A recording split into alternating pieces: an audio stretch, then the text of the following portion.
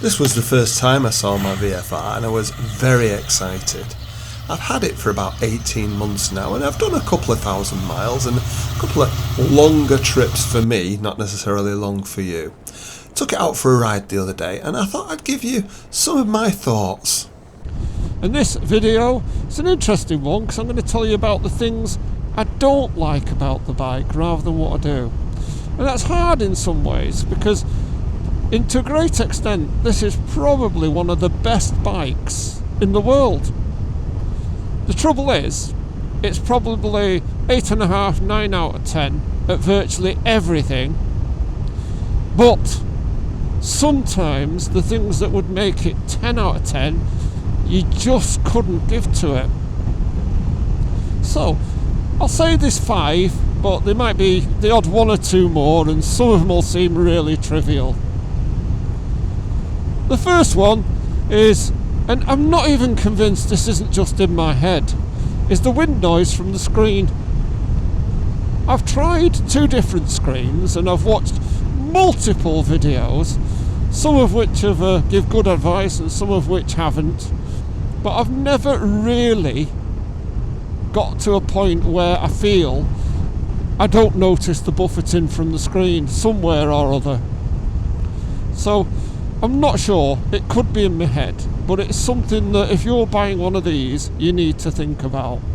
I have thought about getting one of the extenders for the screen, but I'll be totally honest, I don't want to damage the screen in case I come to sell it. Now this is the second thing that I'm not that keen on. Partly it's me, partly it's the bike. When you come into junctions, I still feel, even with risers, that for my age, and I suspect a lot of people riding these bikes are going to be similar age to me, past their first flush of youth anyway. For my age, you can't really get a clear look left and right over your shoulder. Now, I'm not saying that's not me, it is me, and on a sports bike I know it's considerably worse. The third thing I'll have a whinge about, it definitely feels top heavy, and when you've got a full tank, a pillion and top box full of stuff, and I'll be honest, I've not used panniers, and I suspect with panniers it feels very unstable unless you're doing 20 miles an hour or so. Anything less than that and you do start to feel that it's a little bit dodgy. I know that when I was going between traffic on my way back from the trip we did to the sort of Skipton area, it felt, I was twitching a bit and I did have to keep my wits about me more than I expected.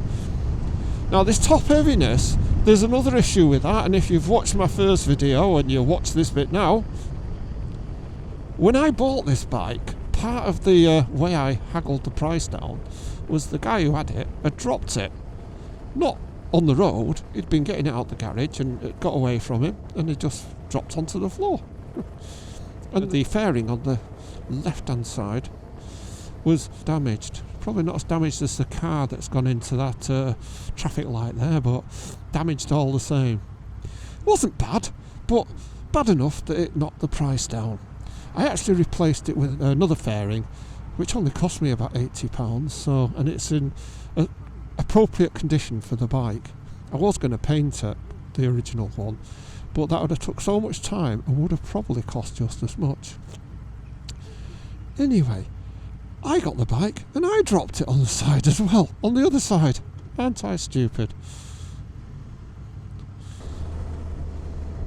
So that would be, a thing that you need to bear in mind. Now, I'll be honest, I had a Triumph Sprint 1050 before, and in comparison this bike feels a hell of a lot lighter. And if you were comparing the two, this I think in nearly every aspect is a better bike, especially the gear change and the top heaviness. But it is a top heavy bike, and maybe they all are, maybe I'm getting old and weak, I don't know, but it is a concern that you have a top heavy bike, you've got pillion on, you've got luggage and everything, you're trying to go slow and you feel like you're fighting the bike. Now I have wondered whether if it was more sit up and beg, you know, you got the Street Fighter style bars on it, then it might actually feel a lot better.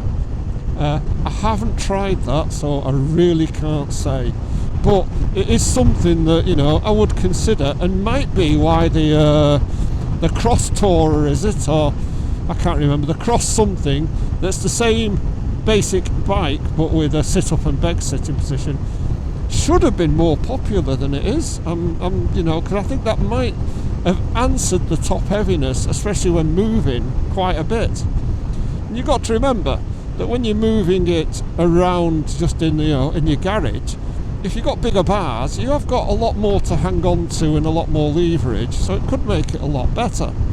So it's definitely a consideration. And if you remember, if you've watched my videos along the way, I got rid of my last bike because I started to do modifications to make it comfortable. Well, I'm not quite at that. Going on from that, and again, this might be me, not necessarily something that's wrong with the bike, I find it makes my hands numb. And other parts, actually, if they're touching the tank. Think about it. So as I'm going along, I have to bear in mind to flex my fingers and take them off the bars and do that. And that can be a bit of a nuisance. It can actually be quite wearing. Now, it might be my shape, my body, my health, I'm not sure. But I have read that other people have had numb hands on these. Occasionally, I would get numb hands on the Fireblade that I had.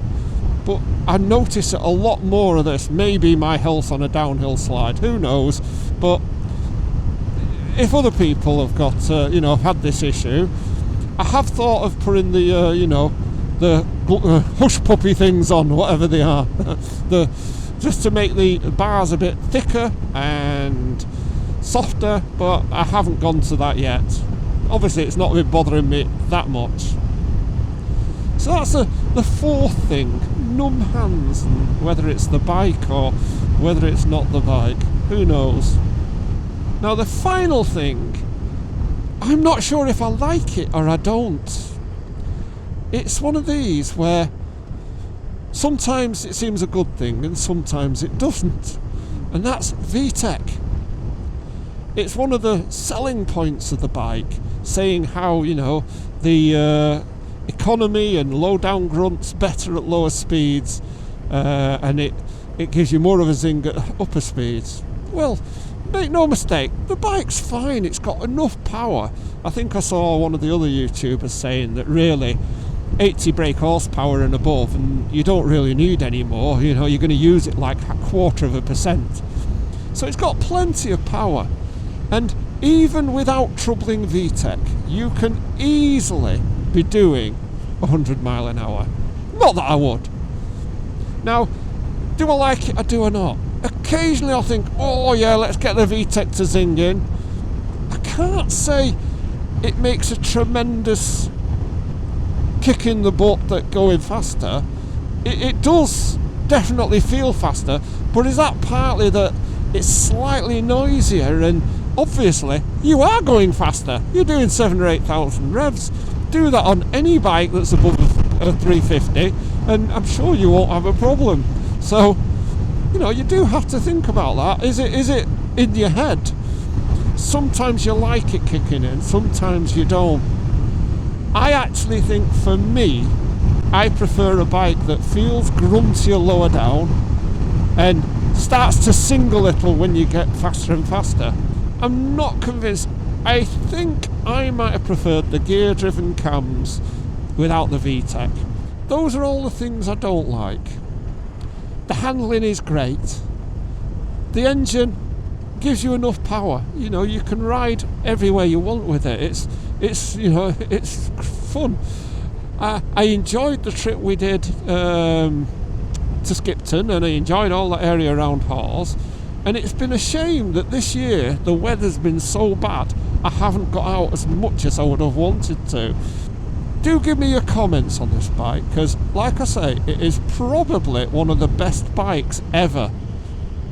However, it isn't perfect, and it is not 10 out of 10 in lots and lots of ways.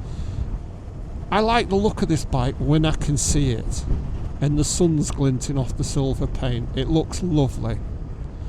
I quite like this bike when I'm riding it, but it's not a bike that I think about when I'm not.